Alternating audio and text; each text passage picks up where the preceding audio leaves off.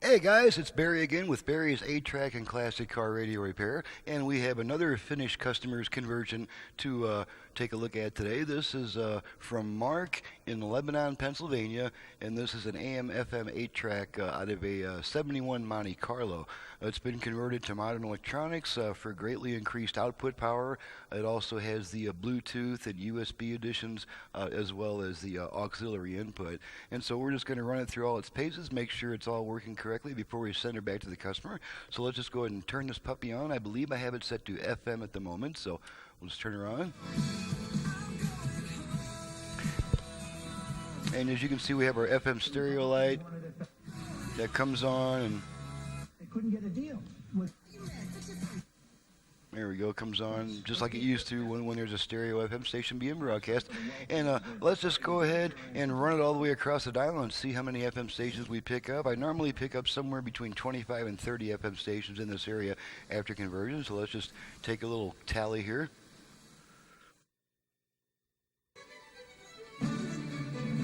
Name your attacker. Why is that?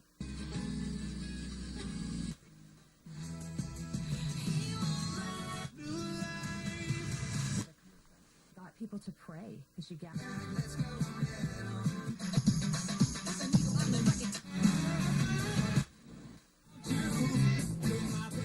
Set Napa reusable bag. There's 10 so far. I'm only counting the ones that are strong enough to light the FM stereo light. Entertainment or tech. Chef and owner of Thai. Inventory of over 300 Chevrolet vehicles.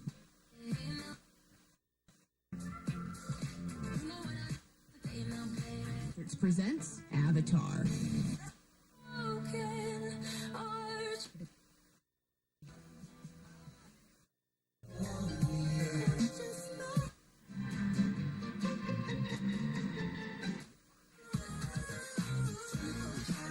Individuals, we're bringing it down.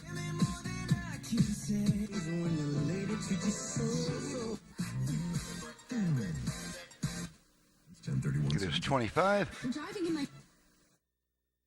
That's begin to 885.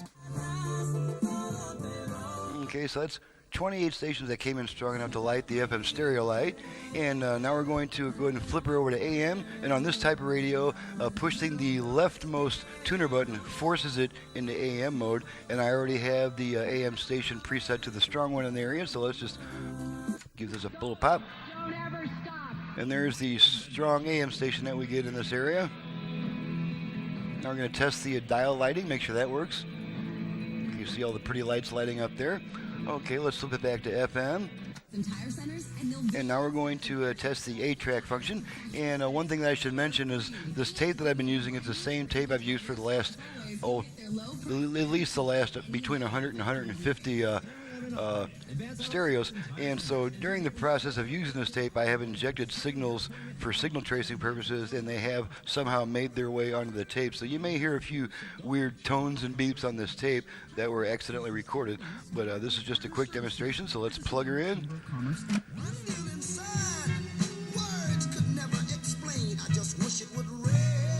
And this unit does have my special hand-built tape head preamp, and so you get plenty of treble out of this tape. Switch tracks.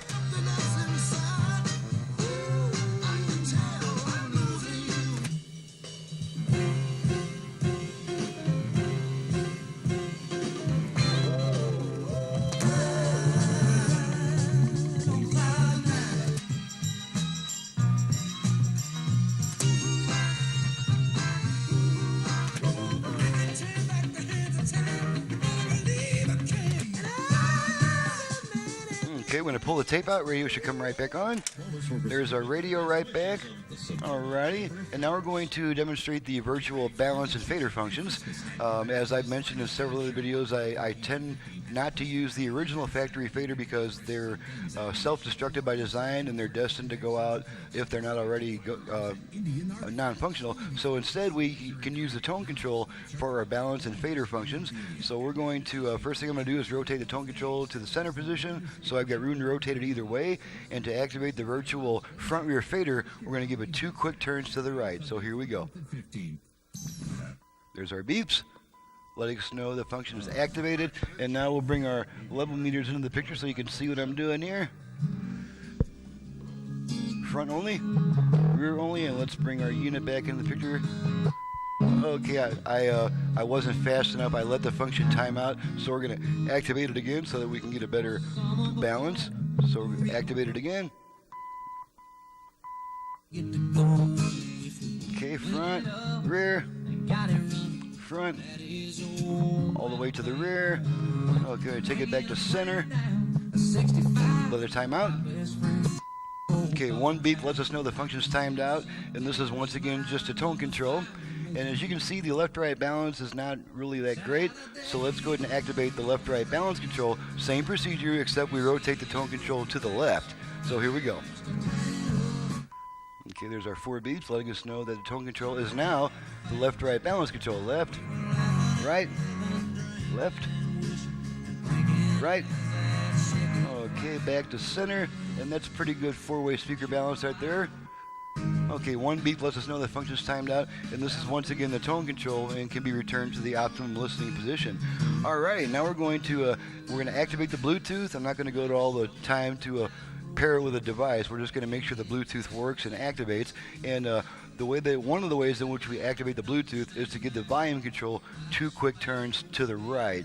And so let's get rid of this other view here. Let's get our unit back in the picture so we don't need the meters anymore. Alright, so here we go.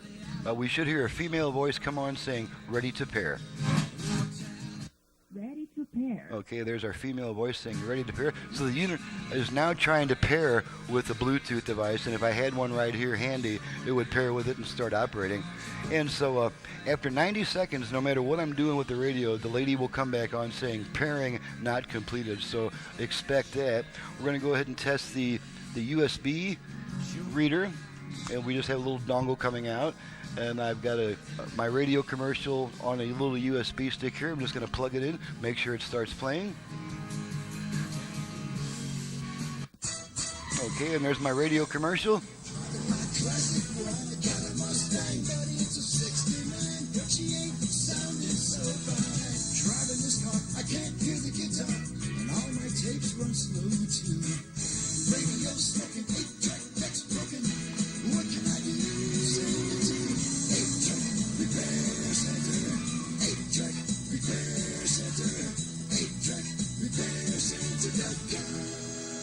Okay, pull the stick out. Radio comes back by itself, and the only thing left to test is the auxiliary inputs, and I already have a little signal going through this little plug here. I'm just going to plug it into the aux inputs. Make sure that it automatically switches over from the radio to the aux inputs. Okay, there's the right channel, and there's a left channel aux signal. Okay, and now after using the... Okay, there's our lady saying pairing not completed, as I mentioned before, and there we go. Normally there is a 20-second delay after using the aux input before the radio comes back, so you just want to keep that in mind. The aux input, the FM conversion module is designed to hold on to the aux input longer than necessary, just to make sure that it's not constantly switching back and forth between the radio and aux input during quieter music passages or between songs. So that completes the test. We've tested every single function on the unit. Everything's cool, and she's ready to go back to the customer, and I can get on to the next job. So I'm going to bid you guys a fond farewell so I can do that. This is Barry with Barry's 8-track and classic car radio repair. Needless to say, if you have an 8-track player either for home or for car use in need of service, you can reach me directly at 928-533-9666. Same applies if you have a classic car AM radio to which you would like to add FM, possibly Bluetooth, USB, aux input, and all that other cool stuff. You can contact me for those reasons also. My website is in the description below. Thank you very much for watching and listening, and we'll see you next time.